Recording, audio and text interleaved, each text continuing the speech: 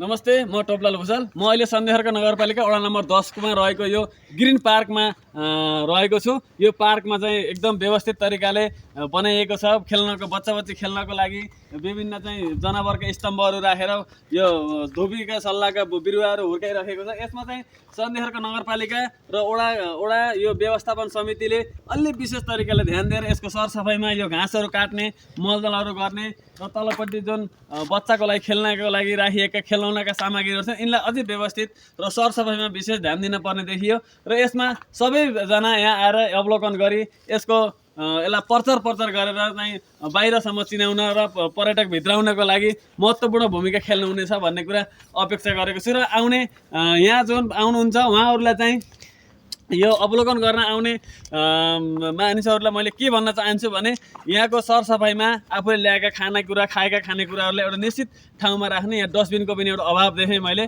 सम्बन्धित निकायले सम्बन्धित तहले यहाँ डस्टबिनहरू राखिदिने र यसलाई चाहिँ आन्तरिक रूपमा यहाँ पानीको व्यवस्था अनि गएर तपाईँको चाहिँ फोहोर फाल्ने डस्टबिनहरूको व्यवस्था गऱ्यो भने यसलाई चाहिँ झन् राम्रो हुन्छ भन्ने चाहिँ मलाई लाग्छ। त्यस कारणले यसलाई चाहिँ व्यवस्थित गर्नको लागि तत्त निकायका सम्बन्धित निकायले यसमा व्यवस्थित गर्नको लागि चाहिँ म व्यवस्थित गरिदिनु हुनको लागि म विनम्र अनुरोध गर्दछु।